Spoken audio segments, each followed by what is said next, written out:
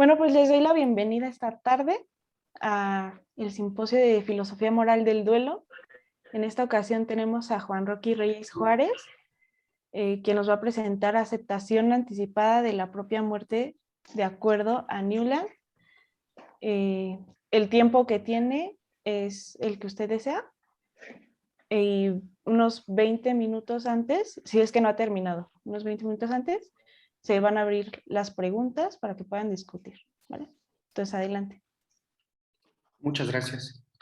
Bien, bueno, primero que nada quiero darle las gracias a Rocío y a Francisco por organizar este evento. Me gustó mucho el formato en el que se planteó como un taller para discutir todos en torno al tema del duelo. Entonces, pues gracias a Rocío y a Francisco por esta oportunidad. Entonces, lo que voy a presentar es un texto en curso. Entonces, para mí va a ser muy útil sus observaciones y la discusión que tendremos, porque me permitirá enriquecer lo que estoy trabajando en este momento.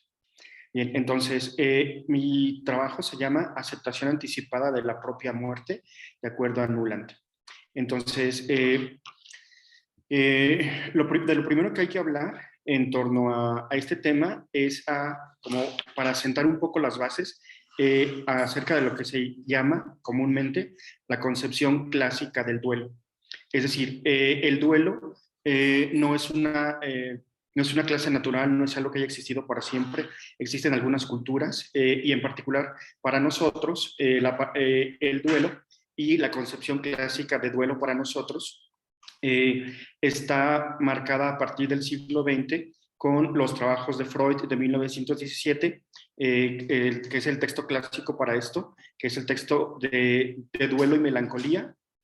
También los textos de Baldwin, El impacto de la muerte sobre el sistema familiar, otro texto de Baldwin de 1983, La pérdida afectiva, y así muchos otros textos que han servido para conceptualizar esta idea de un duelo y además para crear la teoría y la idea de que el duelo es un proceso con cierto número de etapas y en este momento está relativamente estabilizado el concepto de duelo en el sentido de que, por ejemplo, para el DSM-5 hay una definición de lo que es el duelo, que sería la siguiente.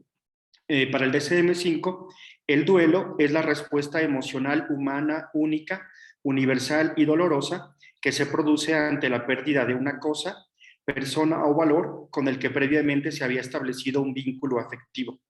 El proceso de duelo es el proceso de adaptación que conlleva cualquier pérdida significativa, no es una enfermedad.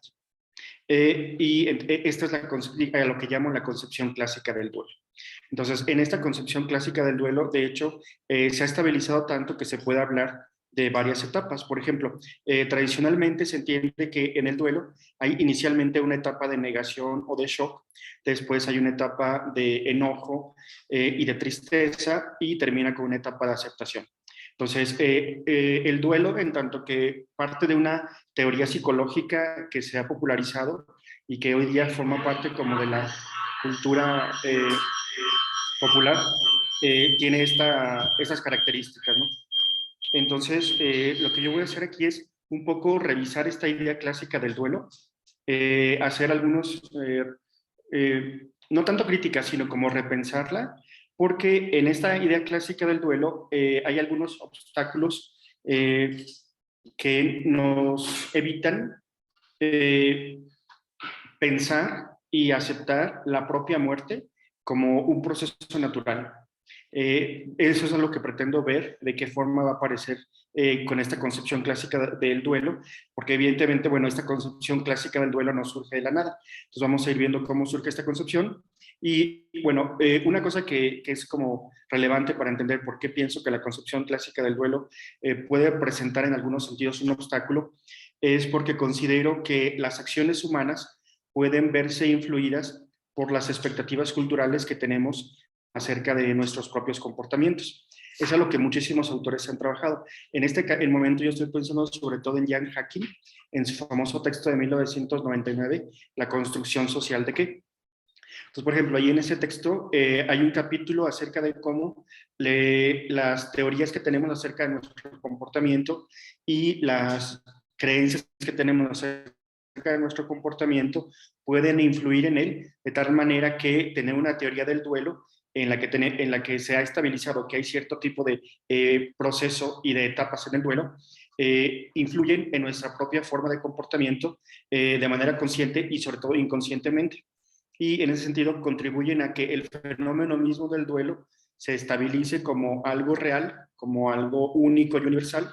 Y entonces para poder, digamos, desmantelar y para poder resignificar la propia muerte, de tal forma que la propia muerte pueda darse un proceso de aceptación anticipada, es que necesitamos como de construir este proceso de significación de lo que es el duelo para nosotros. Okay, entonces, ¿cuál es el proceso histórico que llevó a la concepción actual del duelo? Bueno, es muy difícil pensar en el proceso histórico que lleva a la conceptualización del duelo sin pensar en el proceso histórico que lleva a la conceptualización de la muerte y en particular en el proceso histórico que lleva a la conceptualización de la propia muerte. Entonces, el autor en el que me estoy basando, Nuland, bueno, él es un historiador de la medicina, es bioeticista, bueno, fue bioeticista, fue historiador de la medicina y fue un profesor de Yale que trabajó muchísimo acerca del duelo, y sobre el texto del que me estoy basando es sobre todo el texto Cómo morimos, que es un texto clínico en el que describe el proceso que él concibe como natural, y él defiende justo esta idea de que hay una idealización moderna en torno al proceso de morir, y que esta idealización moderna en torno al proceso de morir, más que resultarnos útil para el proceso de muerte, presenta ciertos obstáculos para la aceptación de la muerte por el tipo, él llama de fantasías, ilusiones, misterios y enigmas que la concepción moderna de la muerte nos ha impuesto.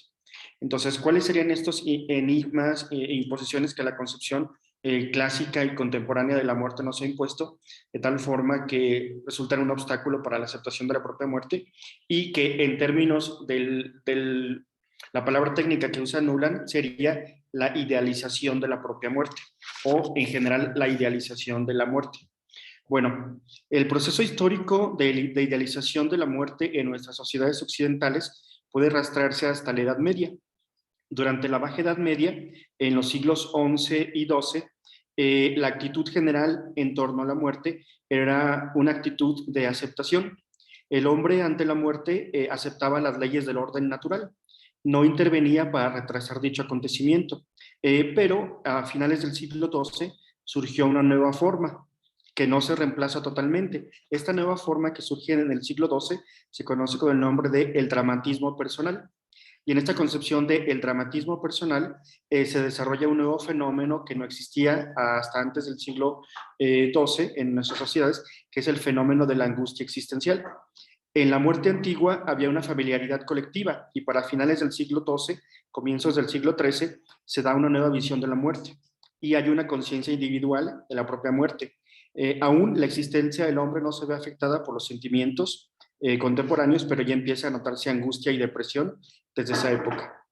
La preocupación individualista de angustia respecto de la propia muerte empieza a desarrollarse en este momento. Y hay dos fenómenos particulares que marcan desde el siglo XII la concepción contemporánea de la muerte propia. El primero de los fenómenos es lo que se conoce como el fenómeno dentro de la habitación del moribundo, y el segundo, el fenómeno del transido. Entonces, el fenómeno dentro de la habitación del moribundo es este fenómeno. Este fenómeno se refiere a que en el siglo XIV, XV y XVI surge una nueva iconografía representada en las obras de arte que caracteriza los siglos XV y XVI, sobre todo de esculturas de madera y de piedra, los famosos artes moriendi o bien morir. El moribundo, en estas obras de arte, el moribundo está acostado, le rodean amigos y parientes. De repente algo perturba la sencillez del rito ceremonial, pero las asistentes no lo perciben. En cambio, el moribundo sí.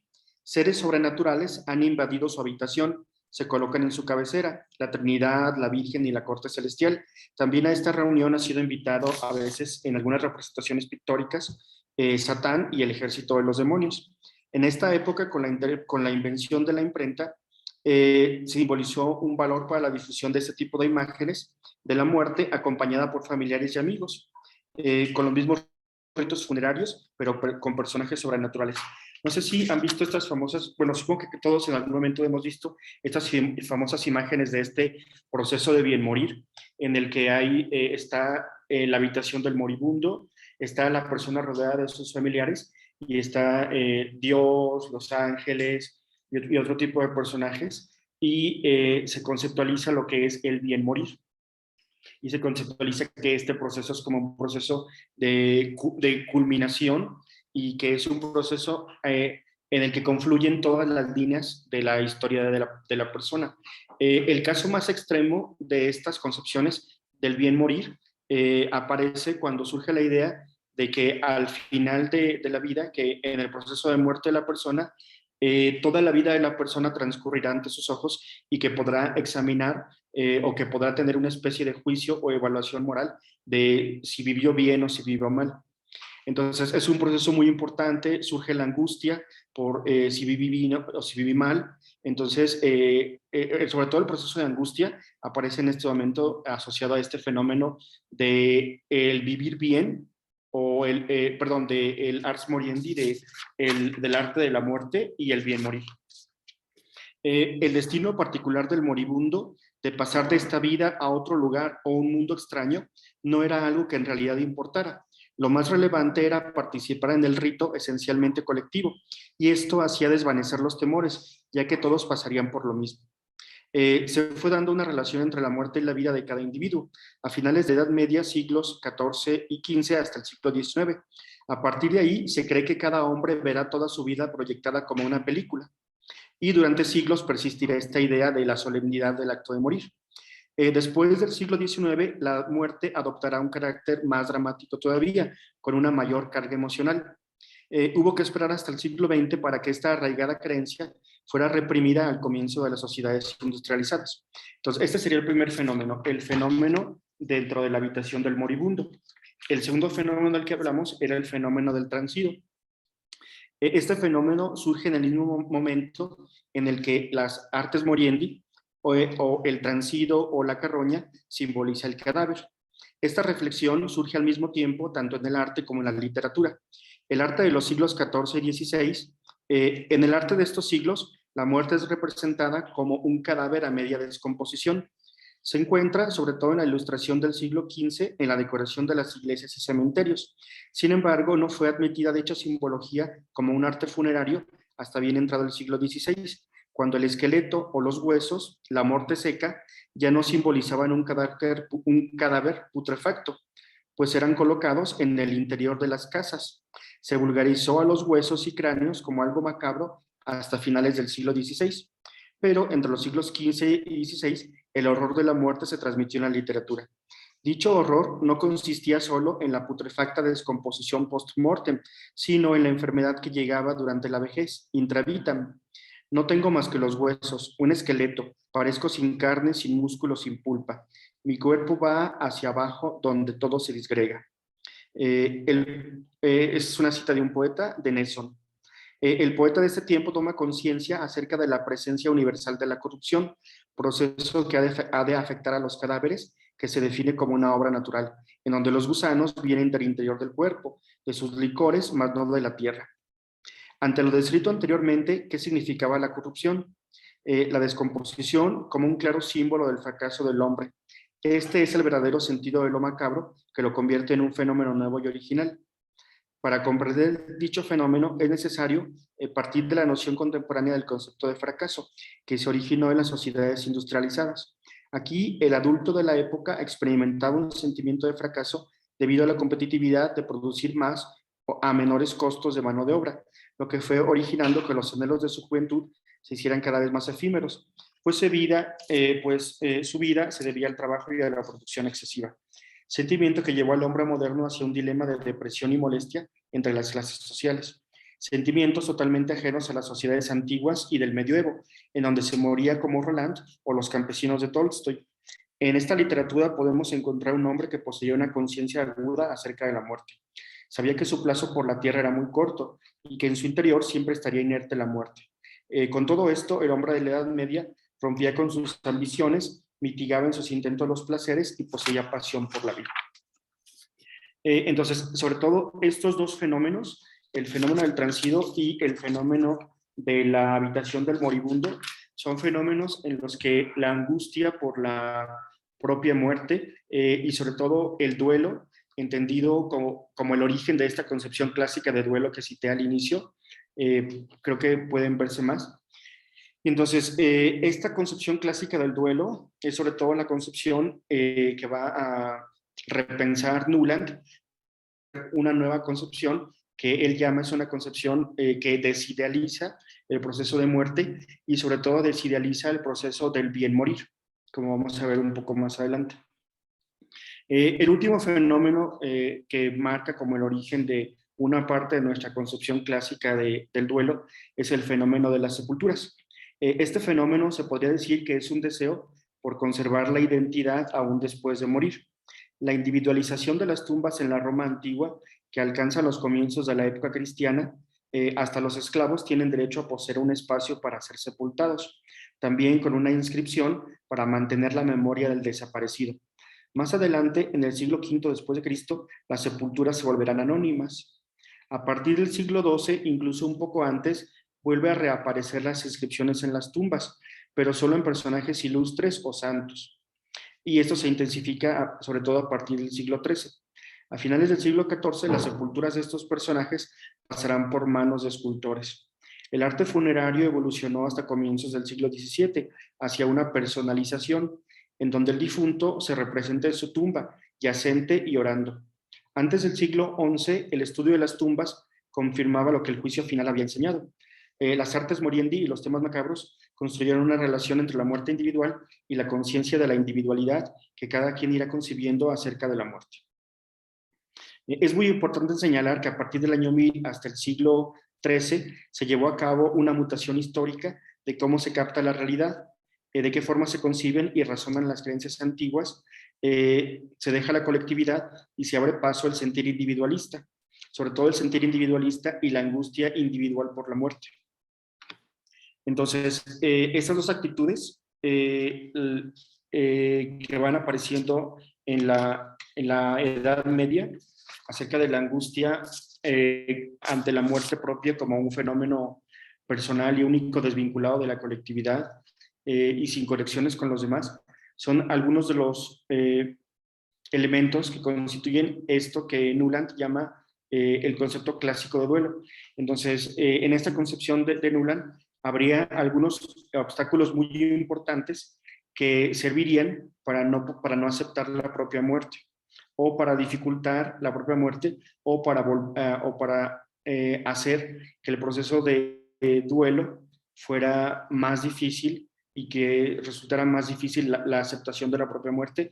Y en ese sentido de aceptación de la propia muerte, Nuland no se está refiriendo a la aceptación de la propia muerte como el último paso del duelo, es decir, como el proceso de negación, luego el proceso de tristeza o de enojo, y luego al final un proceso de aceptación de la propia muerte, sino como el proceso, sino que se está refiriendo a la aceptación de la propia muerte, en este caso, como a cierto tipo de ideas, justo acerca de la naturaleza de la muerte, acerca de la relación con la muerte que tenemos, de tal forma que en principio podría quizá ni siquiera presentarse como tal el proceso de duelo con la intensidad que se presenta para nosotros, porque la muerte tendría un carácter muchísimo más natural, muchísimo más social, y sobre todo en su carácter de más natural, a lo que se refiere es a que la muerte sería como casi rememorando a algunos autores de la antigüedad, sería como algo que nunca vamos a vivir, como algo que realmente no existe, porque es simplemente la desintegración de la persona. Bueno, entonces, de acuerdo a Nuland, tenemos una visión sumamente idealizada de la muerte, por lo que las fantasías y los temores, tanto de la muerte de otros como sobre todo acerca de la muerte propia, están sumamente idealizados, temidos y lo más curioso de todos, romantizados. Hay un proceso enorme de romantización de la propia muerte. Este proceso de idealización y el proceso de romantización de la propia muerte sería un obstáculo para la aceptación de la muerte de los seres queridos y, como nos interesa más a nosotros, un obstáculo para el proceso de aceptación de la muerte propia. Y todavía más para la aceptación anticipada de la propia muerte, que es como el objeto de este trabajo. Expondremos las ideas de Nuland. Entonces voy a citar algunas ideas de él. Bueno, Nuland cree que existe una falsa idea en nuestras sociedades contemporáneas occidentales que parte de ciertos prejuicios que nos han acompañado en nuestro crecimiento cultural. Justo los prejuicios y los fenómenos de los que hablé antes, sobre todo este fenómeno de la habitación del moribundo, que llegaría a su máxima expresión en el Ars Moriendi y en la concepción de que hay una buena forma de morir, en la concepción de que hay una forma correcta de morir. Correcta no moralmente hablando como tal, sino correcta en el sentido de que es el proceso ideal para que puedas darse el siguiente fenómeno, que es el fenómeno del transido, el fenómeno del tránsito de la persona, en el que Dios, los ángeles, la Trinidad, los demonios, etcétera, están ahí, y la idea de que la muerte es un proceso conclusivo. Y entonces, en tanto que proceso conclusivo, la muerte es un proceso que debe llevarse a cabo de acuerdo a ciertos pasos para que pueda servir de manera efectiva como una transición en la que toda la vida de la persona pueda aparecer y pueda haber un buen juicio acerca de la vida de la persona. Entonces, ese sería como algunos de estos fenómenos, serían como algunos de los más importantes que han marcado nuestra concepción como sociedades contemporáneas occidentales, y serían como algunos de los prejuicios más importantes que han permitido la romantización y la idealización de la propia muerte. Nuland cree que existe una falsa idea en nuestras sociedades contemporáneas occidentales como parte de ciertos prejuicios que nos han acompañado en nuestro crecimiento cultural. Seguimos creyendo, como manera de mirar de reojo a la muerte, que nuestra propia extinción será a nuestra manera la versión moderna de un Ars Moriendi, en la cual los últimos momentos serán los más bellos. Creemos que estaremos rodeados de nuestros seres queridos en la comodidad de un hospital. Sin embargo, para aquellos que vayan a morir ante este escenario moderno, estarán conectados a distintos aparatos tecnológicos que no garantizan una muerte digna y sin dolor. Nos ha arrebatado la modernidad y su tecnología desde nuestras diferentes culturas en un proceso más natural de morir. ¿Qué es el Ars Moriendi? Es la idea de que el momento de nuestra muerte será un proceso idealizado, espiritual y conclusivo, en un sentido teleológico. Será la conclusión donde se cerrarán los asuntos pendientes y se verá el significado de nuestra propia existencia. Entonces, como puede verse, uno de los supuestos más básicos del Ars Moriendi es que existe todo esto que se llama el significado de nuestra propia existencia. Y sin embargo, la muerte real dista mucho de tal carácter sublime, espiritualizado y conclusivo. Y la creencia en tal tipo de muerte espiritualizada contribuye de manera muy importante a la falta de aceptación de la propia muerte, porque cuando nos vamos acercando a ella, parece menos sublime de lo que esperábamos. Parece una lenta e imparable descomposición que no se parece nada a un proceso sublime. Entonces, como cuando nos vamos acercando más a la muerte real, nos damos cuenta de que la muerte no se parece a esta idea romántica y sublime de la muerte, empieza a aparecer un temor ante lo desconocido. Temor ante lo desconocido que no aparecería si de entrada no tuviéramos todo este prejuicio del Ars Moriendi, de la muerte idealizada y de la muerte romantizada. Si consiguiéramos quitarnos estos prejuicios de la muerte romantizada, de la muerte idealizada, de que hay una forma correcta de morir, de que hay bueno, y justo con esto de la forma correcta de morir, es a lo que me refiero con los Ars Moriendi, con el arte correcto de morir. Y repito, correcto no en sentido moral, sino correcto de que todo, dado que la muerte es un proceso conclusivo, deben disponerse las condiciones para que la familia esté rodeando a la persona, que se pueda hacer un juicio moral acerca de la existencia de la persona, presuponiendo todo esto que hay un sentido en la existencia, etcétera, etcétera. Entonces, cuando nos vamos acercando a la muerte, nos vamos dando cuenta de que la muerte no tiene nada de romántica y nada de ideal, que no es un proceso conclusivo, que no es un proceso sublime y que no es un proceso espiritual, que es un proceso de descomposición. y en el cual se desintegra la persona. Entonces, conforme nos vamos acercando a nuestra propia muerte, nos damos cuenta de la gigantesca desaparición que hay, de la gigantesca separación que hay entre nuestra propia muerte, nuestra propia descomposición y lo que esperábamos en torno a la muerte.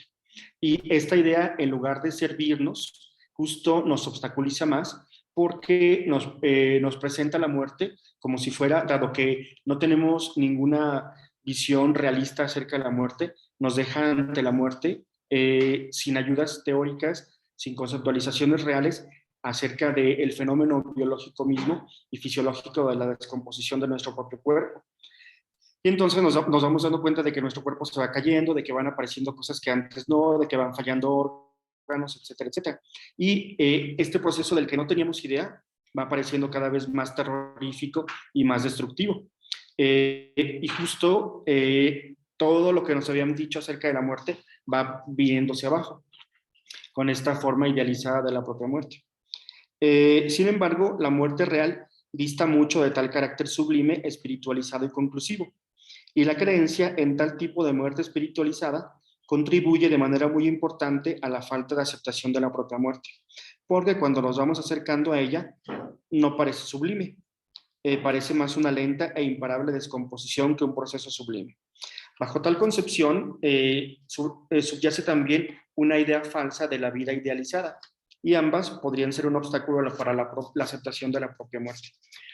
Además de estos obstáculos y de esta romantización de la propia muerte de los que habla Nuland, él habla de otras dificultades para aceptar la propia muerte, que si entendemos bien estas dificultades y cuáles son sus raíces, podríamos facilitar el proceso de transición y de aceptación de nuestra propia muerte.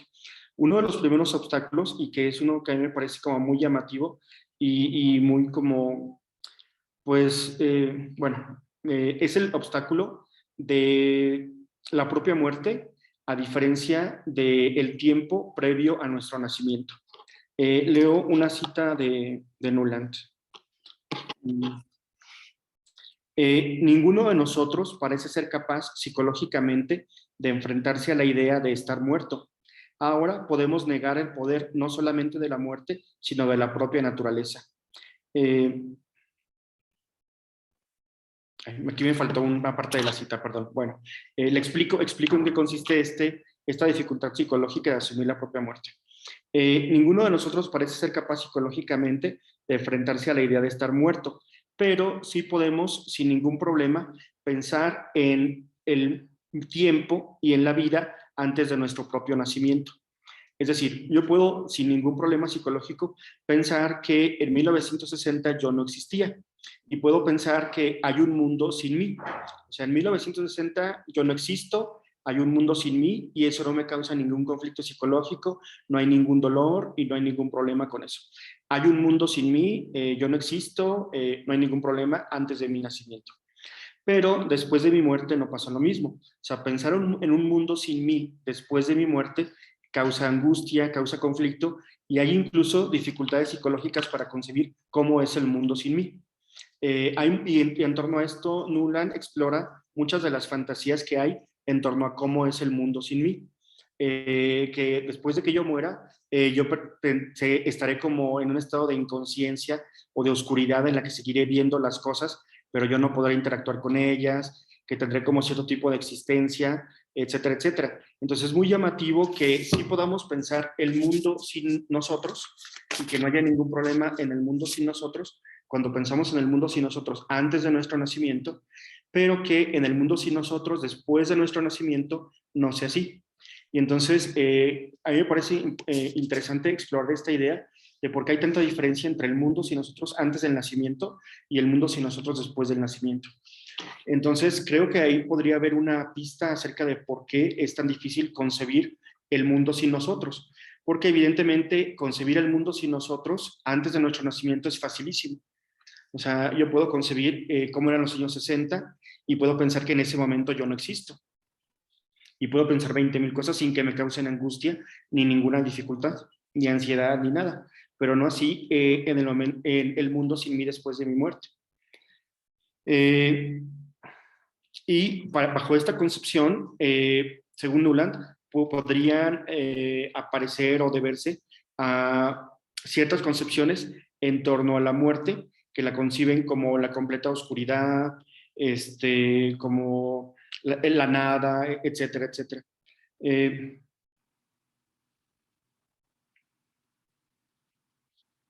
El tercer obstáculo que encuentra Nuland para aceptar la propia muerte es el obstáculo del enigma y el control.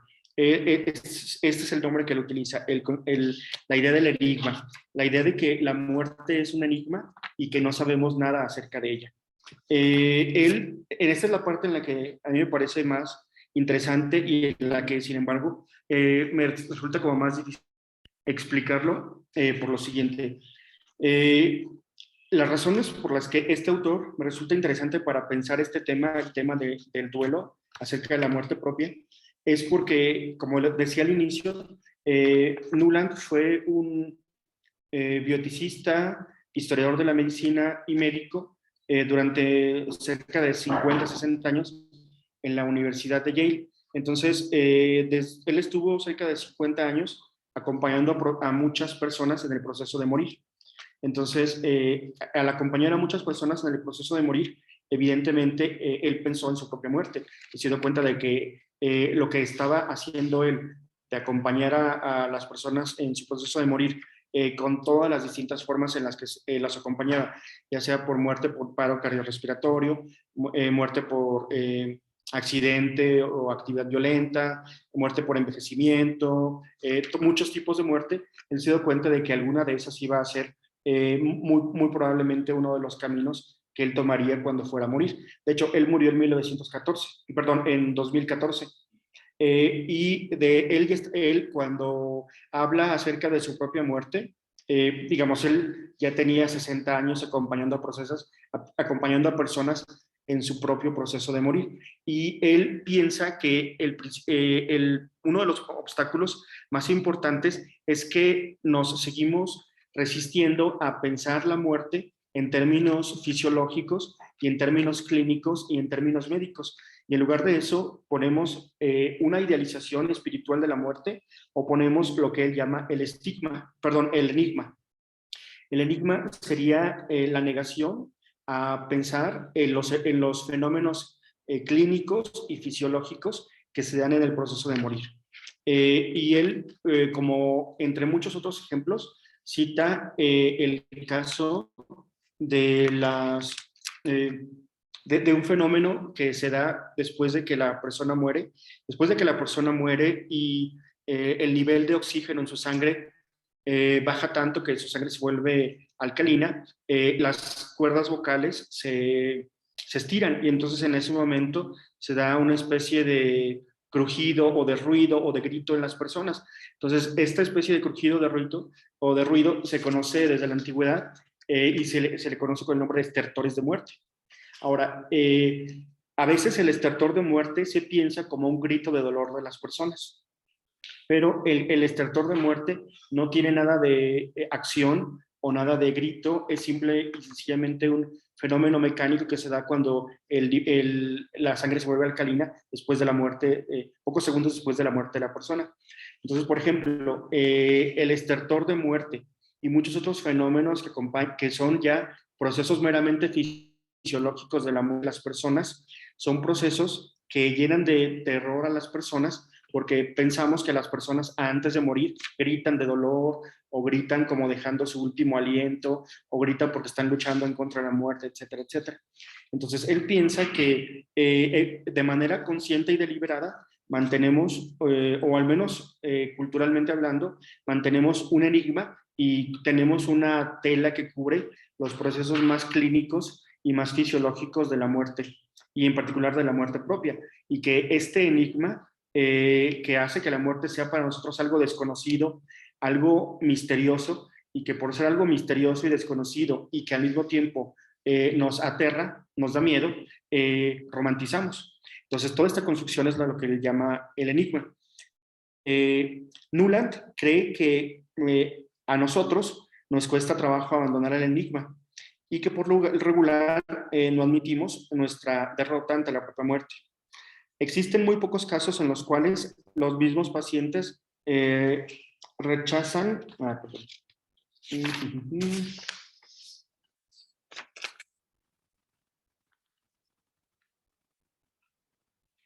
bueno, ¿cómo desidealizar esta muerte propia?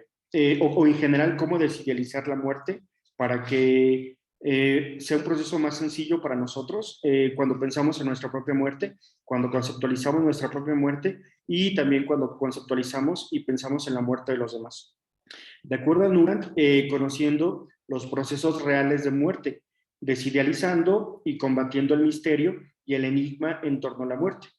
De hecho, es muy llamativo que exista todavía esto que he llamado el enigma, bueno, no he llamado yo, no lo he inventado yo, esto que hace Nuland de llamar el enigma en torno a la muerte, que sería un cierto desconocimiento casi voluntario de la muerte propia y de los procesos fisiológicos reales, de los procesos clínicos de la muerte, como los estertores de muerte, etcétera, etcétera. Y entonces esta casi negación a conocer la realidad fisiológica de la muerte permite que se cree un enigma, un desconocimiento, y que en ese desconocimiento y en ese enigma se pueda recurrir a la romantización y la idealización de la muerte. Entonces, es muy llamativo porque en términos de conocimiento de la fisiología de la muerte, conocemos muchísimo. O sea, sabemos casi, podemos prever varias horas antes, en muchos casos de muerte, que el proceso de muerte ya se está llevando a cabo. Y entonces, a pesar de que tenemos muchísimo conocimiento real, científico, en torno a cómo es la muerte real, obstaculizamos este conocimiento para, en lugar de ello, poner un enigma que nos permita romantizar la muerte, que nos permita temerla y que nos permita fantasear en torno a ella y construir temores que muchas veces pueden ser infundados. Entonces, él piensa que el primer proceso para desidealizar la propia muerte y en ese sentido aceptar nuestra propia muerte como un proceso natural, como un proceso sin miedo, es conocer la fisiología de la muerte. Y sería como el primer proceso, ¿no?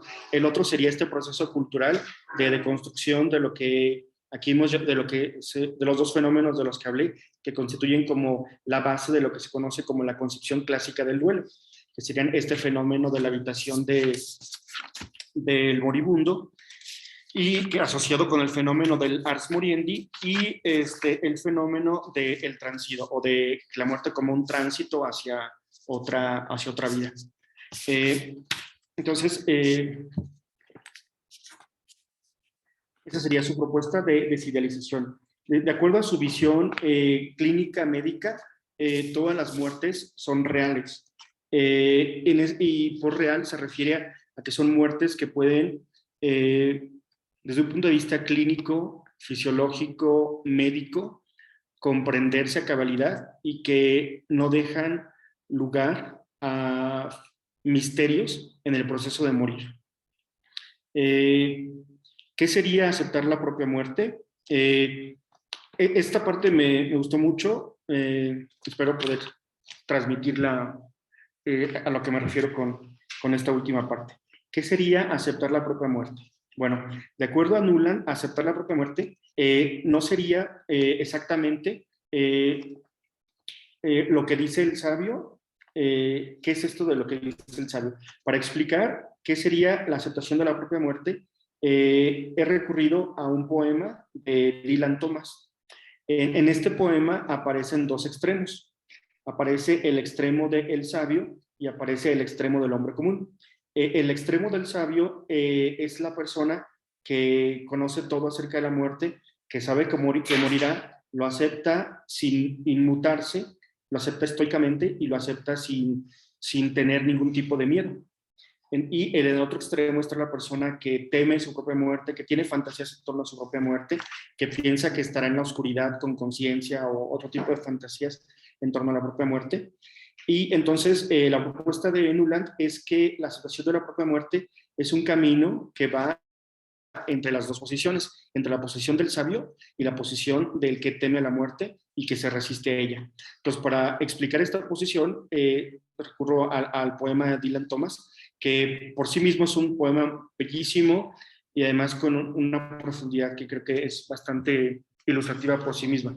Entonces, el poema es un poema súper famoso se llama No entres dócilmente en esa buena noche. Entonces, de acuerdo a la lectura que estoy haciendo del poema, tratando de interpretar las ideas de Nuland, lo que estaría diciendo el poema es que la aceptación de la propia muerte vendría como una actitud media entre la actitud del sabio, que ni siquiera no se inmuta y no teme la propia muerte, y la actitud del hombre común que lucha contra la propia muerte. Entonces, el poema es el siguiente. Bueno, es un poema muy famoso, supongo que muchísima gente debe conocerlo. Lo voy a leer. Dylan Thomas, no entres dócilmente en esa buena noche. No entres dócilmente en esa buena noche, que al final del día debería la vejez arder y delirar. Enfurécete, enfurécete ante la muerte de la luz. Aunque los sabios entienden al final que la oscuridad es lo correcto, como a su verbo ningún rayo ha confiado vigor, no entran dócilmente en esa buena noche. Llorando los hombres buenos al llegar la última ola, por el brillo con sus frágiles obras, pudieron haber danzado en una verde bahía. Se enfurecen ante la muerte de la luz. Y los locos que al sol cogieron al vuelo en sus cantares y advierten demasiado tarde la ofensa que le hacían, no entran dócilmente en esa buena noche. Y los hombres graves que cerca de la muerte con la vista que se apaga, ven que esos ojos ciegos pudieron brillar como meteoros y ser alegres, se enfurecen ante la muerte de la luz. Y tú, Padre mío, allá en tu cima triste, maldíceme o bendíceme con tus fieras lágrimas, lo ruego. No entres dócilmente en esa buena noche. Enfurécete ante la muerte de la luz. Ok, entonces la interpretación que estoy haciendo de las ideas de Nuland, la situación de la propia muerte vendría como un camino intermedio entre la actitud del sabio, que no lucha ante la propia muerte, que simple y sencillamente la acepta, ni siquiera de forma estoica, sino la acepta con una desconexión de su propia mortalidad, y la actitud del hombre común que lucha en contra de la propia muerte, en parte por estos temores y esta idealización de la que he venido hablando y de la que Nuland y estos otros procesos de concepción del duelo clásico se refieren. Entonces, bueno, el trabajo es un trabajo todavía, como se ve, en ciernes. Entonces, lo puedo resumir de la siguiente forma. Tenemos una concepción clásica del duelo. En esta concepción clásica del duelo, uno de los textos clásicos es el Duelo y Melancolía, citado de Freud, de 1917. Y pues uno más reciente, la concepción clásica del duelo del DSM-5. Esta concepción clásica del duelo psicológica tiene su antecedente en un proceso histórico de idealización de la muerte que se retrotrae hasta la Edad Media. Entonces hemos visto evidentemente de manera muy rápida cómo se da este proceso de construcción de la muerte propia y de la muerte del otro, de tal forma que, de acuerdo a lo que dice Nuland, han aparecido estos temores, esta idealización de la muerte propia y este misterio en torno a la muerte propia. Y hemos visto de manera rápida de qué forma Nuland propone que podríamos desidealizar la muerte propia para que la aceptación, tanto como el último paso del duelo, como en sí mismo, quizá que el duelo se plantee de una manera menos intensa, pueda darse. Esta parte creo que hace falta como desarrollarla muchísimo más y poner más ejemplos clínicos acerca de cosas que pueden parecer terroríficas en el proceso clínico de la muerte, pero que en realidad no son más que fenómenos fisiológicos que no tienen mayor temor o mayor dolor. Entonces, por ejemplo, el caso de de los estertores de muerte me parece como muy útil para explicar esto, porque en la concepción del enigma, los estertores de la muerte son el grito final de la persona, y este grito final parece un grito doloroso de muerte. Pero en realidad el estertor de muerte no tiene nada de terrorífico. El estertor de muerte es un mecanismo fisiológico que tiene que ver con la acidificación de la sangre y que no tiene nada de grito en el sentido de que exprese dolor, sino que es el primer síntoma de que dejó de respirar la persona y que ya ha fallecido. Entonces, así como este dato clínico de cómo el estertor de muerte no es un grito real y no representa realmente sufrimiento en la persona que lo emite, hay muchísimos datos clínicos que, bueno, aquí es deficiencia de que el texto todavía está en trabajo. Hay muchísimos datos clínicos que apuntan a desmitificar la muerte propia, entre ellos el dolor, y de qué manera hay muchos mecanismos fisiológicos que durante la muerte propia alivian el dolor, alivian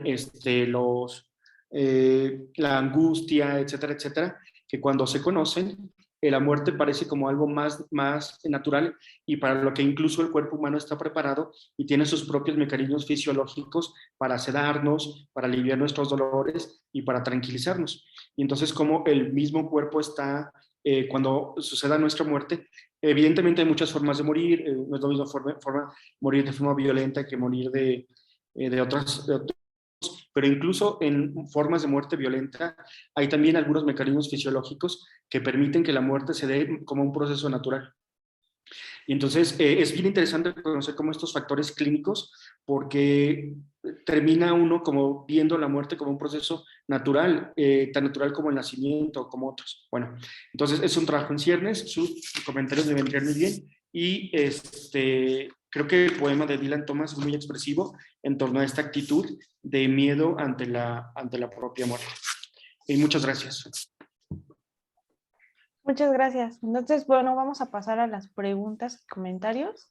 Y comenzamos con Abraham. Listo. Hola Juan, ¿cómo estás? Te quería preguntar, bueno, muchas gracias por la presentación, un montón de cosas muy interesantes, creo que también es varias ideas que son polémicas y que son muy estimulantes, ¿no? Para poder discutir. Y se aprecia, bueno, yo aprecio, ¿no? El hecho que digas, este sentido de decir, no, no puedes ser, ¿no? Como me parece que es muy, muy bueno y muy estimulante. Y quería preguntarte, estoy tratando de englobar varias cosas que he pensado a lo largo de lo que has estado hablando, que es el de cómo, creo que tal vez se puede englobar esto, cómo podemos optar por una interpretación sobre otra. Porque estas interpretaciones no solamente son sobre hechos aislados, sino que son parte de, digamos, una versión, una cosmogonía, una manera de entender el mundo diferentes, ¿no? Entonces, no sé, supongo que hay alguien que está terriblemente enamorado, ¿no? Y es como, no sé, Goethe, ¿no? Está enamoradísimo, ¿no? Si en eso se la ve la vida y le dice, no, pero mira, date cuenta que hace 1000 años el amor ni existía. No tienes por qué sufrir, ¿no? Porque eso de lo que tú sientes ahora no existía hace 1000 años. Como que no parece muy claro cómo dices, ah, bueno, claro, ya. Uf, ya ves, Claro, no existía hace 1000 años. claro.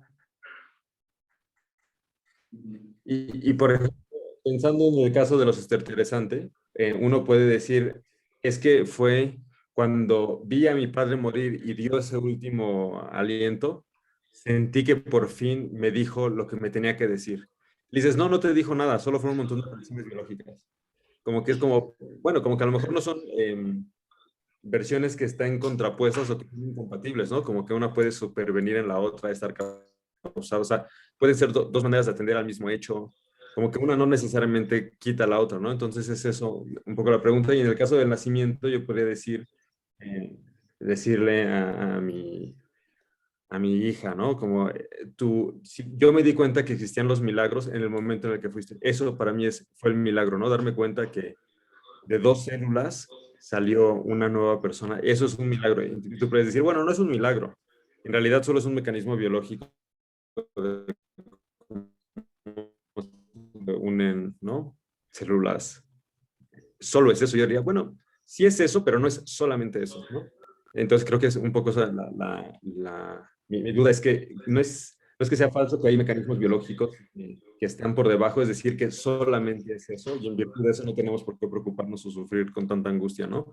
Porque siento que las interpretaciones pueden convivir y que además dependen de marcos de referencia de creencias mucho más grandes que nada más como el evento aislado. Entonces me gustaría saber qué piensas al respecto. Y como que le quita la magia, ¿no? También a veces o sea, como que puede. Sí. Sí. Primero que nada, muchas gracias por escucharme, lo aprecio mucho. Entonces, respecto de lo primero, que acerca de, digamos, esta visión de la muerte, ¿cuál es la función de esta visión de la muerte? Bueno, tienes mucha razón en torno a decir que son como dos cosmovisiones. Entonces, esta cosmovisión en particular de Nuland se orienta o está pensada para la clínica médica y el acompañamiento de personas que van a morir o incluso sobre todo, tal como la desarrolla él al final de sus días, acerca de su muerte propia. Entonces, es una concepción clínica médica que está pensada, para decirlo de la forma, espero que decirlo de la forma más clara, para este tipo de casos. Es muy frecuente en la clínica médica que la gente diga cosas como, mi madre no debió de morir así, mi madre debió de morir de otra forma, o yo debería morir de esta forma, o mi padre no debió de morir de esta forma, debió morir de otra forma. Esperaba que la muerte fuera distinta. Entonces, cuando uno expresa esto, básicamente está aún expresando el arte, está expresando la idea de que hay una forma bien de morir. Y que mi padre no cumplió con esa forma bien de morir, y que mi madre no murió bien, que debió morir de otra forma. Entonces, lo que está diciendo el autor y la razón para la que se construye una parte de esa teoría es para responder a la idea de que no hay una forma correcta de morir, sino que todos los caminos que nos llevan a la muerte están bien. Y en ese sentido, que la forma en la que nosotros lleguemos a la muerte va a estar bien y que no tenemos que pelearnos con eso. Que si yo llego a la muerte por una muerte violenta, por un toque, porque me apuñalen, o si yo llego a la muerte por vejez y veo cómo se va cayendo mi cuerpo, eso está bien. Que no hay que estarse peleando con, no debí morir así.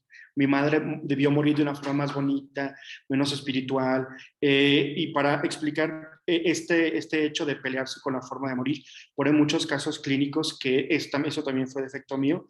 Por ejemplo, a veces cuando la persona muere, a veces hay defecación, o a veces hay orina, o a veces pasan otro tipo de fenómenos. Entonces, la defecación, la orina, los gritos, el sudor, más cosas, pareciera ser que le quitan el espíritu a la muerte. Y pareciera ser que uno quisiera que que la gente muriera como una escultura de mármol. Y entonces, cuando uno ve que su familiar muere en medio de excremento y orina o de estertores de muerte, uno siente que hubo algo mal ahí. Entonces, la idea es que justo no pensemos que haya nada mal en el camino propio de morir, que la forma en la que lleguemos a la muerte está bien. Entonces, y lo segundo que dices, que no son incompatibles, sí, tienes toda la razón, no son incompatibles. O sea, esta idea de desidealizar la muerte no es una idea que busque imponerse como la forma de concebir la muerte. Es una, entre otras, que puede tener su utilidad, sobre todo en la clínica médica, y sobre todo como para ayudar a mitigar el dolor del duelo ante la muerte propia y ante la muerte de los demás. Entonces, lo que dices acerca de que no son incompatibles esta con otro tipo de concepción acerca de la muerte es totalmente cierto. Estoy de acuerdo con eso. Sí, no son incompatibles, no es una u otra. Eso es completamente cierto. Ahora, me llama la atención que digas que le quita la magia, porque justo ese es parte del problema. Creo que la magia y el misterio a veces, hay contextos en los que pueden ser extremadamente útiles, la magia y el misterio, pero en lo que tiene que ver con la muerte propia, la magia y el misterio, sobre todo en estos casos clínicos, puede ser que en otros casos o en otros procesos pueden ser útiles, pero en este caso la magia no ayuda, en este caso no hay como un efecto positivo en las personas. Y entonces en este caso es mejor quitarle la magia y quitarle el misterio y verlo como un fenómeno real, en ese sentido real de fisiológico, clínico, médico. Sí, o sea, entiendo que No sé si... sí, sí, sí, me hace muchísimo sentido. Solo si puedo comentar algo muy rápido. Sí, adelante, adelante. No, a mí me encanta. Sí, me Estaba interesa. pensando en... Sí, o sea, no quería como ser, digo, también por lo que decía en una cosa de Baruch, como defensor de la magia, así como a toda costa, ¿no? Creo que hay casos en los que eh, puede ser malo o no lo más deseable, porque puede llevar a, no sé, formas de charlatanería, de pensar que algún remedio que no tiene un efecto te va a curar, ¿no? Pero por otro lado también la posibilidad de admitir esa forma de pensamiento mágico puede tener un montón de consecuencias benéficas, ¿no? Eh, incluso para el de la propia muerte. Sí, sí, sí, Y lo que me parece sí. interesante es como cuándo sí y cuándo no, esa capacidad como el pensamiento místico funciona Sí. mencionaría porque también puede jalar hacia el otro lado, como muy burdo, ¿no?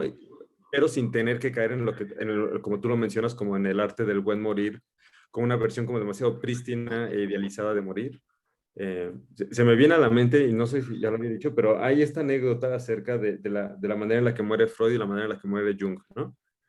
Y, y Freud tuvo cáncer de mandíbula, ¿no? Que también es muy interesante acerca de alguien que como que estaba tan metido en el lenguaje, pero al mismo tiempo ya no puede hablar, ¿no? Y parece que fue una Sí, muerte como muy dolorosa, muy lenta, muy poco a poco. Y está esta historia que he escuchado acerca de que su perro ya no se le acercaba, ¿no? Que como que ya ni su perro se acerca por el hedor que también emitía, ¿no? Como que fue una cosa muy así. Y Jung, que tenía claro. otra manera a lo mejor de entender la relación del individuo con el colectivo, esta historia que se muere diciendo como, qué maravilla, ¿no? Qué increíble, o sea, como que una muerte.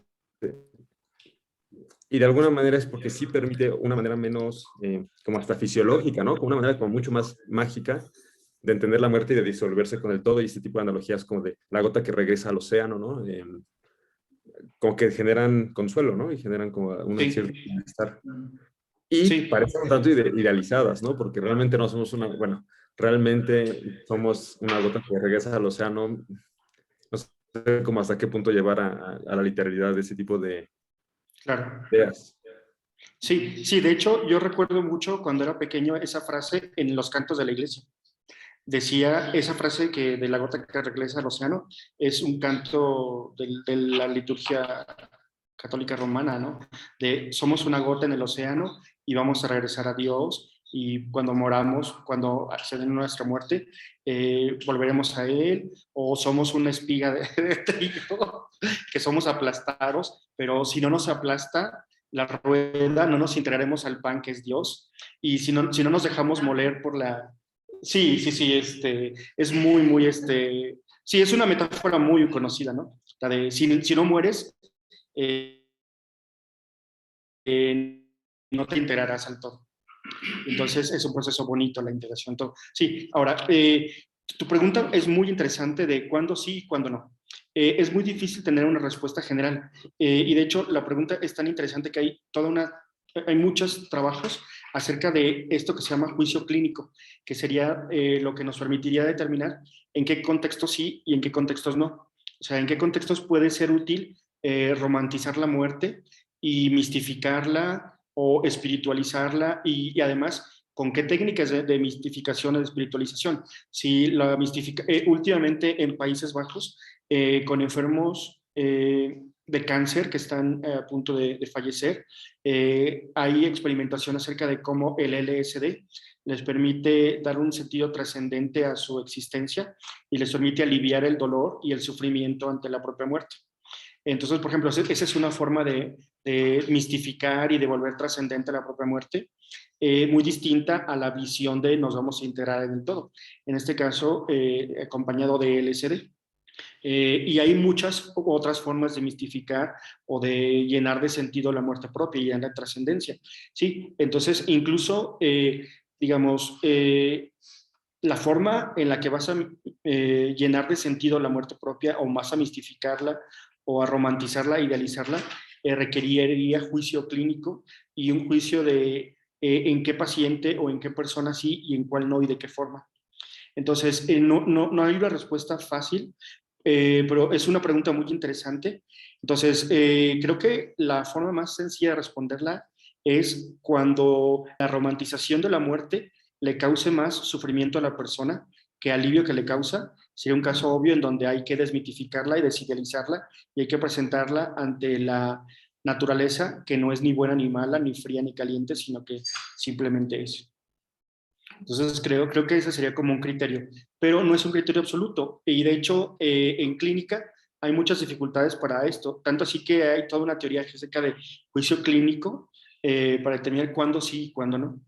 Pero es una pregunta muy interesante, tan interesante que no la puedo responder. Y creo que el único criterio sería cuando sea claro que la romantización de la muerte crea más dolor y dificulta más la aceptación de la propia muerte, sería el caso ideal para desmitificarla. Sí, muchísimas gracias. Pero No, bueno, gracias a ti por tus comentarios. Me hace muy interesante lo que preguntas. Bueno, está José Araya también. Sí, más adelante igual sí hay tiempo para- Sí. Sí, ojalá que se haya más tiempo para la discusión. Ah, Sí. me gustó mucho tu presentación, me hizo pensar muchísimo, cosas que yo nunca había pensado. Y súper descriptiva, un momento, ¿no? Escalofriante, con los pelos de punta, con las descripciones súper detalladas, digamos, del proceso de muerte, lo que desde el punto de vista estético añade a tu presentación, ¿no? Si de eso se trata, un poco, ¿no? Enfrentarnos al fenómeno. Y lo que pensaba en esta idea que, no una idea, en realidad como una observación general que uno busca una especie de coherencia entre la vida y la muerte. Está esa expresión, murió en su propia ley, ¿no? Y está esta idea que uno quiere morir conforme al modo en que vivió. Entonces pensaba que tal vez esta idealización de, pensaba un ejemplo, ¿no? La persona que valora la virilidad quiere morir luchando con una fiera en la selva, digamos, ¿no? La persona que sería una tragedia que alguien que detesta la burocracia muera en una fila del banco. Y nos lamentaríamos y diríamos, oh, qué mal, ¿no? Y nos dejarían tranquilos. Pensaba entonces, tal vez esto de la idealización de la muerte no tiene tal vez que ver con la idealización de la vida. Como buscamos esta coherencia entre vida y muerte, y pensaba especialmente en esta idea del siglo XX, digamos, de los años dorados, ¿no? Esta ficción, digamos, ¿no? De que a los 60 años nos vamos a jubilar y vamos a vivir como los viejitos de Cocún, digamos, yendo a pasear acá. Ya eso, por lo menos en Latinoamérica, eso no existe. ¿No? En Chile, uno trabaja hasta que muere, excepto el 1%. Entonces yo pensaba, ¿no será la idealización de la muerte eso? La idealización de la vida, ¿no? Yo creo que sí. Yo creo que sí tiene, yo creo que sí tiene mucho de eso. Esta palabra. Una disculpa, por favor. Sí, yo creo que tiene mucho que ver con eso y creo que justo que tenga que ver con eso es una de las razones que llevan agua hacia la idea de Nuland, de que este proceso es un proceso que ha tenido mucho tiempo de construirse. O sea, que este proceso no surgió de la nada. Y como no ha surgido de la nada, ha tenido tiempo suficiente para construir instituciones y una cultura en torno a eso, que sería justo, por ponerlo en estos términos en los que lo utiliza él, el ars moriendi. De hecho, si uno busca en torno al siglo XVI, hay muchos manuales, literal manuales, del bien morir. Y esos manuales del bien morir justo también incluyen la parte del bien morir y de cómo irse preparando hacia la muerte. Entonces, la idea de que el bien morir tiene que ver con una buena vida es justo eso. De hecho, en muchas de las imágenes de cómo es el ideal del bien morir, aparece la persona que va a morir acompañado de todos sus hijos, fertilidad, en su cama, el clérigo y un santo de su devoción, o la Trinidad o Dios, y aparecen algunos ángeles ahuyentando a los demonios. Entonces, las buenas obras de la persona son los ángeles que ahuyentan a los demonios que se acercan a su muerte. Y entonces, justo la buena muerte es la buena muerte como conclusión de una buena vida. Y justo la idea es conclusión, en el sentido fuerte de que en la muerte las líneas conclusivas de tu vida terminan y no dejas asuntos pendientes. De hecho, tan es así que tenemos este mito de que alguien que murió dejando asuntos pendientes no se puede morir bien y se queda en parte aquí. Entonces, es una construcción muy, muy vieja, que la idea del bien morir. Tan es así que que es casi omnipresente. Bueno, una de las cosas en que insiste mucho Nuland es que no hay una forma correcta de morir. O sea, la forma de morir, él utiliza la metáfora de los caminos y dice que cualquier camino que nos lleve a la muerte está bien y que no hay como un camino correcto, que la forma en la que lleguemos. Yo, por cuestiones de tiempo, no entré en más detalle a los ejemplos que él pone, que son muy interesantes, pero en ese texto de cómo morimos es literal, es la descripción de cómo morimos. Entonces, él analiza 10 de las muertes más frecuentes que hay en la actualidad, que es pues, la muerte de una forma violenta, en este caso es una niña que es apuñalada, muerte por envejecimiento, en este caso él habla de la muerte de su abuela, cómo fue perdiendo facultades, el proceso de morir de su abuela. Analiza también muerte por accidente cerebrovascular, muerte por SIDA, muerte por, bueno, las 10 más, no recuerdo cuáles son todas, y va escribiendo en cada uno de estos los mitos que hay en torno a cada una de estas formas y desmitificando los mitos y viendo por qué cada una de estas formas de morir son no buenas formas de morir, sino caminos posibles que debemos tomar en algún momento. Y por qué muchos de estos mitos en torno a cada una de estas muertes son falsos. Muy tranquilizador. Y entonces cuando dice uno de, ¿por qué tanto miedo si es como... Sí, sí, por eso me parece muy interesante. Ahora, justo como es muy clínico, o sea, el texto está lleno de ejemplos clínicos, o sea, entonces hay muchas cosas de fisiología y de ciencia que te pone, y a veces eso hace que el texto no sea para algunas personas de una lectura tan agradable, porque pues, eso va explicando qué es alcalinidad, de qué forma esto afecta las cuerdas vocales, etcétera, etcétera. Eso. Gracias por tu pregunta. Sí, Rocío, puedes empezar. Sí, Katia, gracias. Nah. Juan, yo me pregunto si... ¿Está abierto el micrófono? Oigo. Sí, ¿no? Por favor, para que no haga eso. Ya. Sí, yo me pregunto si no hay detrás de esta interpretación una, yo diría falsa, pero por lo menos muy cuestionable distinción entre naturaleza y cultura. Porque bueno, algunos han dicho, yo creo que es correcto, es que lo natural del hombre es ser culturales. O sea, los humanos somos animales culturales, la etología humana es cultural. Entonces, lo natural es ser culturales. Y parte de la cultura son la búsqueda de significados en sentido muy amplio. O sea, quiero decir, en la búsqueda de propósitos, significados, cosas que valoras. Eso es lo propio. Y no es un añadido. O sea, no es como que yo soy, porque has usado varias veces la idea de la muerte natural, lo que es médico, lo que es real, lo que es clínico, lo que es contra el significado, la idealización, la romantización, etcétera. Y me parece que no todo lo cultural es una romantización necesariamente, por supuesto, ni una idealización, eso no sé, bueno, en un sentido amplio quizás de idealización, sí, pero digamos, más allá de eso, a mí me parece que depende demasiado de una separación entre naturaleza y cultura esta visión, porque entonces parece que hay que morir naturalmente, quiere decir que hay que morir como si los humanos fuéramos solo cuerpo, química y vísceras, cuando lo propio de los humanos, la etología humana, es ser animales culturales. A mí me parece que depende mucho de esto. Y yo diría que si uno, no sé, o sea, una persona que está muriendo de cáncer y que sepa todo lo que, un joven que esté muriendo de cáncer y que sepa todo lo que hay que saber y sea muy racional y sepa que los estertores y sepa que le puede dar, claro, por supuesto, y puede ser tranquilizador conocer algunos aspectos médicos si quisiera, ¿no? Pero hay un elemento y es que no va a ver crecer a sus hijos. No va a poder comprar aquella casa que estuvo planeando con su esposa, no va a poder terminar aquel proyecto de filosofía o de lo que fuera que le importaba y que era, no va a poder, o sea, y yo digo que eso es parte de ser un humano. Ahora, no es que no pueda uno criticar, por supuesto, yo ahí pensaría en Nietzsche, no es que la cultura, o sea, no es que porque es cultural ya, ¿no?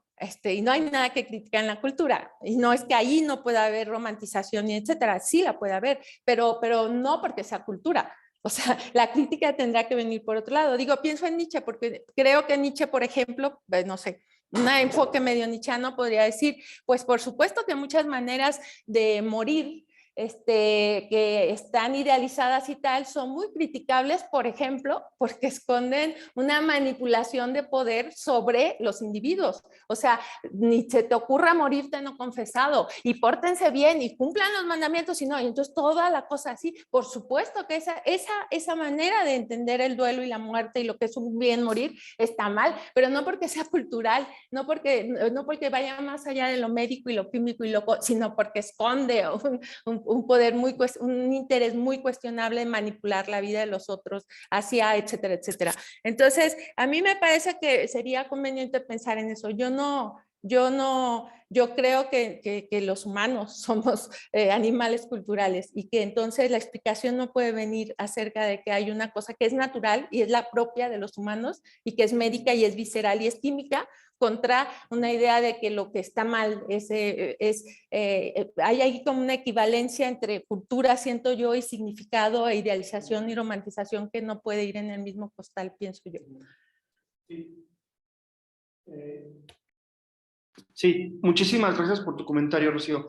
Tu comentario me gusta porque apunta a los probables malos entendidos debido a que el trabajo es este proceso. Entonces, me gusta mucho porque me ayuda a pensar en dónde metí la pata. Entonces, sí, no presupone esta idea y esta propuesta, no presupone que haya una forma, digamos, esta dicotomía entre naturaleza y cultura. ¿Okay? Por un lado, digamos, a final de cuentas, lo que está proponiendo Nuland es una cultura científica del morir. Y la cultura científica del morir es también una cultura. Entonces, y de hecho, en la primera pregunta de Abraham, en donde hablaba que había dos visiones en conflicto, y justo son dos visiones, y justo como visiones son socialmente construidas. O sea, una visión médica de la muerte es una visión socialmente construida por una comunidad científica con intereses, etcétera, etcétera, y es tan cultural como la otra. Sí, eso que dices es completamente real. Entonces, entonces debe haber alguna parte mía en la que quizá como que no expuse bien o hice algo que parecía que estaba eso, pero no se presupone que haya como una crítica a la cultura. Justo te digo porque, de entrada, la cultura científica y la cultura médica de la muerte, o digamos, para empezar, la ciencia es cultura. Entonces, esta visión de la medicina que proviene de una teoría científica es un elemento cultural. No, sí, dime. Sí, bueno, sí, si uno admite eso, puede ser rato. Si uno admite eso, sí, pero yo volvería al ejemplo. O sea, si yo sé todo sobre el cáncer y bla, bla, bla, y sé que los estertodios, bla, bla, bla, pero es que eso, aunque me quite angustia, por supuesto, y puede ser bueno, no es a lo que se reduce mi miedo a la... Es todo lo otro. Y yo diría allí, no veo ninguna razón por la cual decir que es, no sé, que debía optar por esto y dejar de pensar en aquello, dejar de pensar que la cultura médica es la que explica, que digo, otra vez pienso en Nietzsche. Nietzsche no tiene nada en contra de la ciencia, lo que tiene en contra es que se diga que es la explicación de todo y para todo y no tiene ningún interés. La ciencia es neutral, la ciencia no. Todo lo demás sí es, pero la ciencia no. Ese es el punto de Nietzsche, creo. Y acá me parecería lo mismo. O sea, porque yo puedo reconocer que eso es valioso, pero ¿por qué? Eso es esa es la manera de alguna manera. ¿Por qué? O sea, y además, digo, así otra vez en la línea de Nietzsche, yo pensaría, pues al menos así como pregunta para hacerse, me preguntaría cuáles pueden ser los intereses detrás y qué tan cuestionables puedan o no ser esos intereses detrás de defender esta idea de la cultura médica como la forma, digamos, más adecuada, ¿no? De morir. Sí, gracias por la pregunta, Rocío. Sí, sí, yo no pensaría que esta sea la forma correcta de morir. Justo creo que la crítica va hacia pensar que no hay una forma correcta de morir, ni una única forma correcta de concebir la muerte, sino que, ni menos aún la muerte propia, sino que en los casos en los que la persona se enfrente a sufrimiento innecesario o se enfrente a dudas acerca de su propia muerte y pueda este proceso que, insisto, es el término técnico que usa Nuland, el de desidealizar e idealización de la muerte y romantización de la muerte. Pero incluso, claro, tienes razón en que no es, detrás de esa desidealización, por supuesto que hay intereses clínicos, hay intereses de bioética y el principal interés en este momento es que el proceso de muerte, sobre todo en la muerte que es acompañada por personal médico,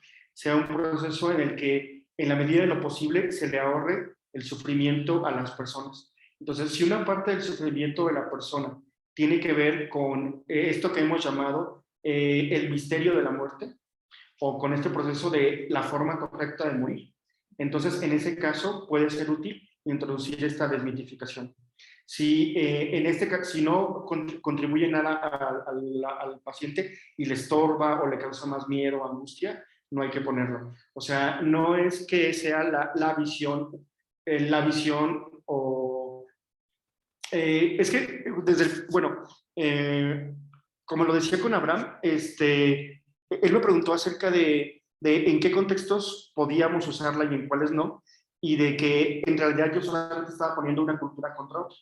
Y la respuesta era que sí, pero que había contextos en los que eran muy útiles y que había contextos en los que podían aliviar el sufrimiento de la persona. Y sobre todo el sufrimiento existencial en torno a que mi muerte será más vulgar o sucia o vergonzosa o decrepitante o, digamos, por ponerlo en los hechos concretos. A mucha gente le da miedo que cuando va a morir excrete o orine o se llene de baba o de cosas así. Entonces, digamos, si una parte del miedo es ese, o de que no hay formas de atajar el dolor, o de que cuando mueras estarás vergonzosamente sucio, o cosas de este tipo, si en esos contextos se puede, mediante la desmitificación de la muerte, de que los excrementos, la orina y la desintegración del propio cuerpo son procesos naturales, y eso le ayuda a la persona a aliviar el sufrimiento, sería el caso ideal en el que puede servir. Pero no pensaría que sea como la concepción definitiva, o incluso que esta concepción sea como superior a otras concepciones. Pienso que puede ser una concepción útil en estos contextos. Justo por eso lo ponía como una propuesta que había que determinar con juicio clínico en qué casos podía ser útil y en qué casos no, porque también había casos en los que decíamos que era más útil, por ponerlo en el término que usó Abraham, la magia y el significado de la muerte, pero también la magia y el significado de la muerte no es lo mismo para todos, y ahí también hay que determinar qué magia y qué significado de la muerte. O sea, por ejemplo, si eres una persona atea y quieres llenar de espiritualidad tu vida, evidentemente la espiritualidad cristiana no te va a servir. Entonces, ¿qué espiritualidad y qué tipo de romantización de la muerte le sirve a cada determinado tipo de persona? Es una cuestión diferente. Entonces, por ejemplo, a mí me pareció muy interesante estas experiencias que hay en Países Bajos, en donde a pacientes se les dan dosis clínicas de LSD y que les ayudan a encontrar un significado trascendente a su muerte. Y en este caso no se busca un significado trascendente religioso de la muerte, ni un significado espiritual religioso de la muerte. Entonces, por ejemplo, ahí hay una, digamos, romantización, pero que con el juicio clínico es útil. Y en este caso, por ejemplo, no recomendaríamos esto. Pero sí, es una cuestión difícil determinar en qué casos puede esto ser útil y en cuáles casos no. A mí me parece que era muy útil en los casos en donde claramente el sufrimiento proviniera de esto que llamamos aquí misterio, que es todas estas fantasías en torno a la muerte, de que hay una forma correcta de morir, de que hay formas vergonzosas de morir y otras que son sublimes, etcétera, etcétera.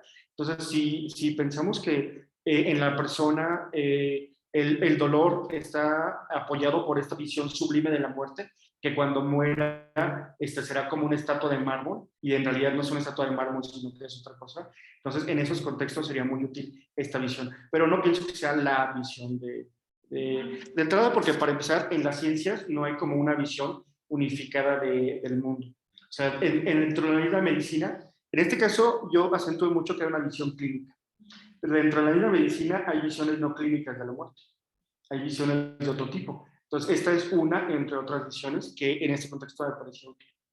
Pero es muy interesante tu pregunta, porque debe haber algo en lo que yo di pie para pensar que era la muerte real. Es que es real en un sentido técnico, que yo también quizás debía explicar en qué sentido estaba usando la palabra real, en contra de idealizada. Pero es un sentido técnico. Gracias por la pregunta. Gracias. Seguimos con Francisco, por favor. Gracias, Katia. Bueno, Juan, pues muy interesante tu ponencia, muy, muy estimulante, muchos temas para pensar y para repensar, creo, ¿no? Yo un poco en la línea yo quería presionar en el sentido justamente de que si invocas a Hawking, pues ya como que se desdibuja la diferencia entre naturaleza y cultura, ¿no? Porque es todo constructivismo, ¿no? Etcétera. Pero aún así, creo que hablar de emociones nos da una salida muy interesante. Si me acuerdo bien, Ekman ha sostenido que el duelo es universal, es decir, que en todo grupo humano encontramos el duelo como una emoción, ¿no? Quizá no sea tan justo esto porque hablamos de un proceso de duelo, etcétera. Pero en todo caso, hay cierta evidencia de que el duelo es universal, o por lo menos hay forma de defender esto. Pero en cambio, lo que no es universal, lo que sí se manifiesta de manera cultural, es el luto o los rituales en torno al duelo, ¿no? La forma en que las culturas, las sociedades, los colectivos modulan a la emoción o al proceso de duelo. Y yo creo que tu ponencia está justamente corriendo sobre el luto o sobre estas manifestaciones culturales, sobre cómo recibimos al duelo, cómo recibimos a la muerte y cómo lo acomodamos, cómo lo incorporamos a otras prácticas culturales y cómo tiene sus propias características de cultura a cultura. Y yo siento que por ahí podría haber una forma de argumentar muy interesante que me parece que complementa lo que tú has dicho, o en todo caso le da una dimensión quizá un poco más, pues bueno, quizá más interesante para mí por lo menos, ¿no? A ver qué te parece a ti. Pero sí me parece que buena medida lo que tú has estado haciendo ha sido tocar el tema del luto, el tema de la modulación cultural del duelo, ¿no? Y sobre eso yo creo que lo que has dicho es muy pertinente y creo que justamente esta sugerencia de Abraham, ¿no? De, bueno, pues ver en qué momento está bien invocar pensamiento mágico, ¿no? Que tú estés de acuerdo con ello, pues creo que es el lugar justamente en que podemos reacomodar nuestra actitud ante el ritual de luto, que podemos replantearlo, que podemos revisarlo, que podemos quizá considerar alternativas, etcétera, ¿no? Y pensando así, pues yo creo que ahí hay muchas cosas muy interesantes que decir, ¿no? A ver qué te parece a ti. Muchas gracias por la pregunta, Francisco. Fíjate que no es algo sobre lo que no había pensado. Entonces, literal, no lo tenía en mente lo que me estás diciendo. Entonces, gracias por traerlo a mi mente. De si lo que estoy haciendo es más bien luto que duelo. Tengo dudas acerca de eso, pero no lo he pensado mucho, ¿no? Entonces, necesito pensarlo un poco más. Ahora, Ekman es un autor que me gusta mucho. Me gusta mucho su teoría de las emociones. Sin embargo, a pesar de que me gusta mucho, últimamente le encuentran cada vez más como problemas, ¿no? Digamos que se ha encontrado grupos humanos, sobre todo hacia Indonesia y sobre todo hacia Indonesia, que no reconocen todas las emociones que según él son universales. Y cada vez hay más evidencia empírica de que su teoría de la universalidad de las emociones no es tan real, sino que más bien se trató de un proceso como de que cierta uniformidad cultural impuesta. Entonces, cada vez que se acumula más como evidencia empírica de que hay más grupos humanos en el mundo que no corresponden con su teoría, a mí no me gusta mucho porque sí es un autor que me gustaría que fuera eso. Entonces, si pensamos con esta evidencia empírica que las emociones no son universales, quizá también podríamos pensar que el duelo no es universal. Y en ese sentido que no es realmente un proceso, a ver, entre nosotros está muy extendida la idea de que el duelo es un proceso y está súper extendida la idea de cuáles son sus etapas y qué significa cada una de sus etapas. Pero esta idea justo, al menos la parte de las etapas, es la más fácilmente criticable de todas, porque esa parte, incluso ya en 1 o 2 ciclos, con investigación histórica se ve que no tienen esas etapas en nuestra propia cultura. Entonces, conforme la investigación histórica rastrea más el antecedente de nuestra idea de duelo, se va alejando más acerca de su universalidad. Entonces, tengo dudas acerca de qué tan universal es el duelo. Creo que no es tan universal como Mira, lo pensamos. si me permites, mi intuición es Sí. que el duelo es universal en la medida en que en todo grupo humano hay vínculos interpersonales muy estrechos, ¿no? O sea, el amor en la medida en que lo encontramos diseminado en todos nosotros, que nos une, que nos permite procrear, etcétera, yo creo que indica que el duelo también tiene que ser algo así, ¿no? O sea, es como la contraparte al amor, ¿no? Y creo que en ese sentido uno puede sospechar fuertemente que sí, que hay aquí hay una experiencia básica, muy humana. Y si piensa uno en la caracterización del duelo como un proceso formado por elementos heterónomos, como lo pone Goldie, o sea, no estas etapas que se pueden identificar claramente, sino un proceso formado por un montón de elementos diversos, ¿no? Heterónomos entre sí, que tienen resultados diferentes y que tienen una temporalidad diferente o un ritmo diferente para cada uno, etcétera. Creo que podría uno acomodar muy bien justamente que esta manifestación universal de dolor ante la pérdida de alguien cercano adopta un montón de rituales de acuerdo a la cultura, a tu propia formación, a tu lugar en la familia, a tu relación con el que falleció, etcétera. O sea, me parece que sí, que uno podría pensar que el luto tiene un montón de manifestaciones, incluso dentro de una propia cultura, ¿no? Eh, Quizá la evidencia empírica no apoya tanto esto, pero bueno, no, entiendo que Ayman es discutible, o sea, no hay un acuerdo todavía de que hay que descartarlo, ¿no? Pero aún así me parece que la intuición filosófica de que el duelo tiene que ser una experiencia humana muy básica, me parece que esa es muy fuerte. Sí, gracias. Sí, estoy de acuerdo con eso. Creo que hay algo como transhistórico y transcultural en el duelo. Sí, estoy de acuerdo con eso. Nada más que creo que eso transhistórico y transcultural en el duelo no tiene como una estructura bien definida. Y entonces, como no tiene una estructura bien definida, puede moldearse muchísimo en diferentes culturas.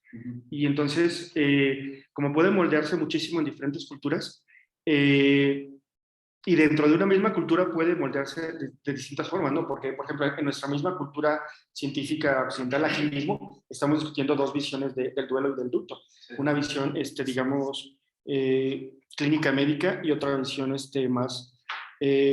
no quiero usar magia de manera peyorativa, yo no uso magia como para insulto, pero más mágica, pero repito, no lo uso como despectivo lo mágico, ¿no? Tiene su función y tiene su validez el rito y la magia, y pueden ser muy útiles el rito y la magia en la vida de las personas. Entonces sí comparto esa idea de que hay como algo transhistórico y transcultural en el duelo y en el luto que se expresa de manera distinta en distintas culturas y que puede ser incluso moldeado de formas que parecen casi opuestas. Sí, estoy completamente de acuerdo con eso. Sí, gracias.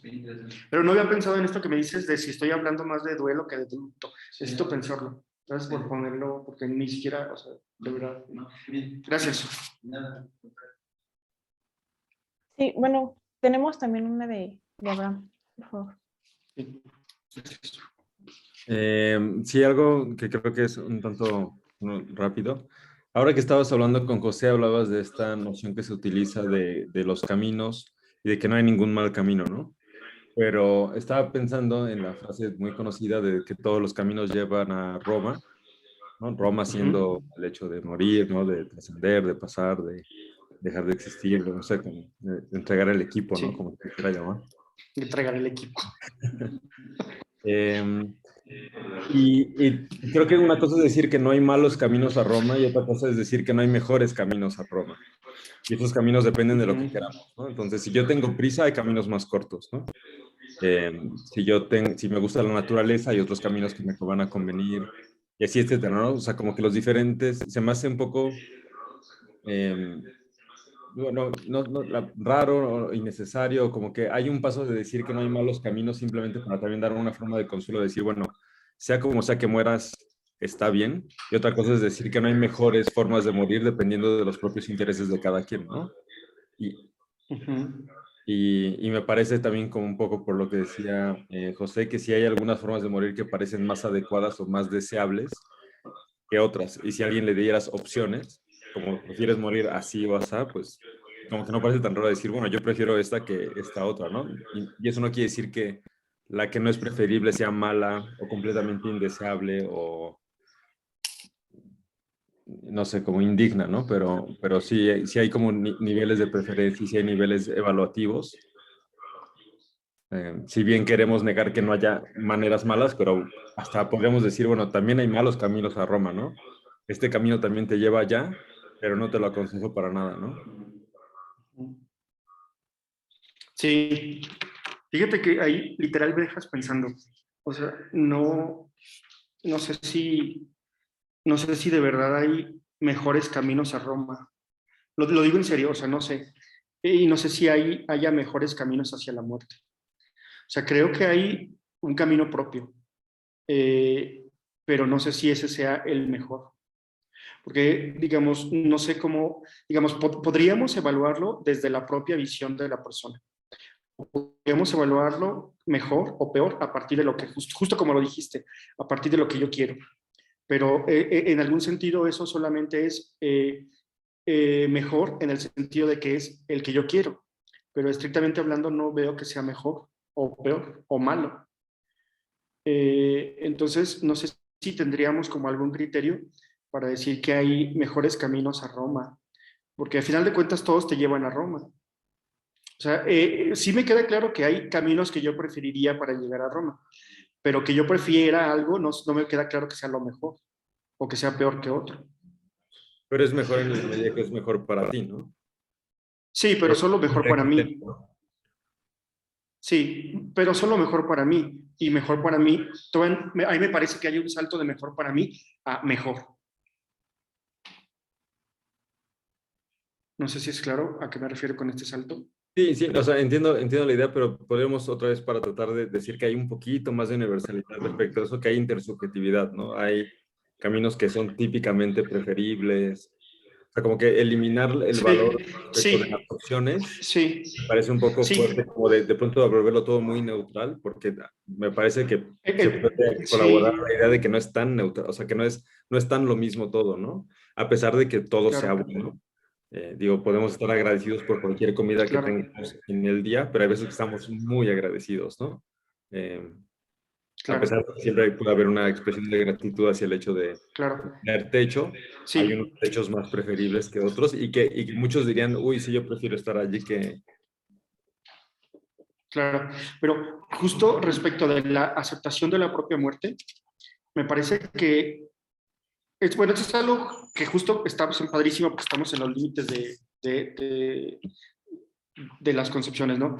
Pero justo creo que respecto de la propia muerte, la aceptación de la propia muerte tiene que ver con aceptar que el camino de mi propia muerte realmente no es algo que yo voy a poder decidir. O sea, a mí me gustaría morir de una forma, ¿no? Pero justo mi muerte no sé cómo vaya a ser. Puedo tratar de determinarla, ¿no? Puedo tratar de poner ciertas condiciones para que mi muerte se dé de una cierta forma. Pero que yo ponga las condiciones para que mi muerte se dé de una cierta forma no implica necesariamente que se vaya a dar de esa forma. Y justo creo que la aceptación de la propia muerte tiene que ver con aceptar un cierto grado de falta de control y de falta de, como de cierta apertura a la incertidumbre respecto de mi propia muerte. Pero justo, o sea, bueno, sí, adelante. Sí, lo que quería decir es que me suena un poco demasiado determinista pensar en esas maneras de considerar los caminos de la vida de cada quien, ¿no? O sea, que uno puede decir el único destino es la muerte, ¿no? Es destino casi en el sentido de lo que va a pasar y en el Ya, sentido de caminos, ¿no? Ese es el destino, o sea, como claro, que eso sí parece que hay claro, muchísima evidencia de que va a ocurrir, ¿no? O sea, está dificilísimo negar eso. Pero el cómo vamos a morir, eso es donde parece que puede haber otra vez formas de control, ¿no? Y donde uno suelta sobre el hecho de que va a ocurrir, de que todos vamos a llegar a Roma, pero parece que sí tenemos una posibilidad de elegir caminos, ¿no? Porque si no es un determinismo tremendo de no puedes controlar nada, o sea, alguien que busca la eutanasia, decirle no, porque de claro. hecho no tienes ninguna influencia en decidir si vas a ser eutanasiado o no, es como, Ya, no, ya, entonces es el punto, ¿no? Que es ya, alguien que puede decidir más una manera que otra y que necesita claro. como mecanismos legales o la ayuda de otras personas para poder tener una muerte Eutanasia. asequible, ¿no? Gracias. Gracias, mil gracias por recordarme el tema de la eutanasia. Gracias.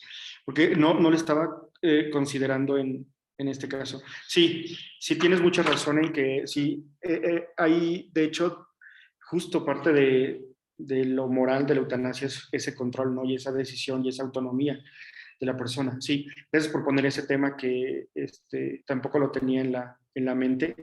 Sí, quizá nada más ahí lo que podría decir es que no hay que pensar como en los extremos de determinismo y de absoluta falta de control.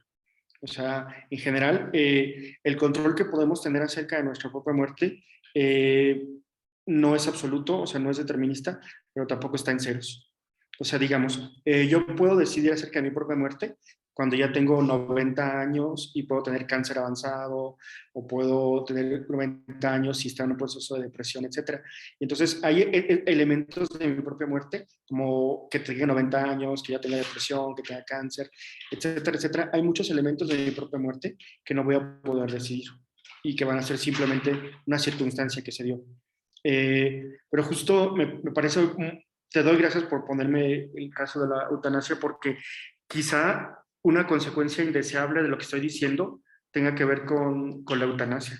Y no me gustaría llegar a eso, porque justo me parece que la gente tiene derecho a decidir esto. Y si de algo de lo que estoy diciendo se llega como a formular un argumento en contra del valor moral de la eutanasia o la autonomía, no me gustaría llegar a eso. Entonces tengo que como ver si hay algo ahí que vaya en contra de esto o que presente problemas. Entonces, gracias por ponerme esto en la mente, porque si no puede ser que esté hablando en contra de la eutanasia sin darme cuenta. Gracias. Muy rápido, si todas las muertes valen igual, ¿por qué la eutanasia valdría más que la no eutanasia, no? O sea, ¿por qué sería preferible? ¿Por qué darle esa posibilidad a Sí, las personas? Pero muchísimas gracias, ¿no? Dejo que lo sí, sigan hablando. sí. Gracias.